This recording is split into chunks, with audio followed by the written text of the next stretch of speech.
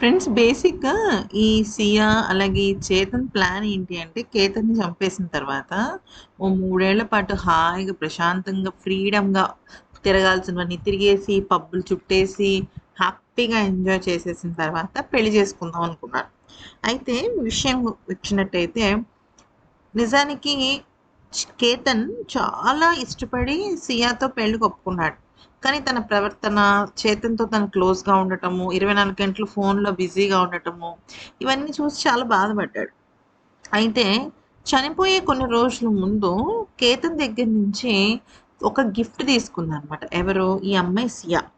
ఏం గిఫ్ట్ అంటే నిజానికి వీళ్ళ ఎంగేజ్‌మెంట్ ఫిబ్రవరిలో అయింది. ఎంగేజ్‌మెంట్ టైమ్‌లో ఏమైందంటే సియాకి వీళ్ళ ఫ్యామిలీ వాళ్ళు కొన్ని నగలు పెట్టారు. అలాగే సియా వాళ్ళు కూడా కొన్ని నగలు ఇచ్చారనమాట. ఇవ్వడం అంటే జస్ట్ కేతన్‌కి ఒక చైన్, ఒక బ్రేస్లెట్ అట్లాంటివి ఇచ్చారు. కేతన్ వాళ్ళు ఎక్కువ ఇచ్చారనమాట. బాగా భారీగా నగలిచ్చారు. ఆల్మోస్ట్ ఒక 100 తులాస్ దాకా ఇచ్చినట్టున్నారు. అది పక్కన పెట్టేస్తే, తర్వాత ఏమైందంటే సియా బాగా క్లోజ్ అయింది. అంటే ఈవెన్ నా కేతన్ కూడా నా కాబోయే భార్య, నా కాబోయే భార్య ఇల్లు అన్నట్టుగా తను తను కూడా బాగా క్లోజ్ అయ్యాడు.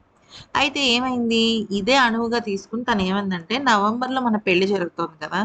దానికి సంబంధించి నేను డైమండ్స్, జ్యువెలరీ, మంచి కాస్ట్‌లీ శారీస్ కొనుక్కోవాలి. నాకొక 1,00,00,000 రూపీస్ ఇవ్వగలవా నువ్వు? అన్నీ మన పెళ్ళికే నేను పెట్టుకుంటాను. మా ఫ్రెండ్స్ కొంతమందికి ఫ్లైట్ టికెట్స్ బుక్ చేస్తాను. ఇలా రకరకాల లెక్కలన్నీ చెప్పిందనమాట. సరే పెళ్ళంటే ఉదయపూర్‌లో జరుగుతుంది. అంటే నిజానికి కేతన్‌కి పెళ్లి మీద చాలా హోప్స్ ఉన్నాయి. తను ఎన్నో కలలు కనేసాడనమాట కేతన్. చాలా కలలు కన్నాడు తన పెళ్లి విషయంలో.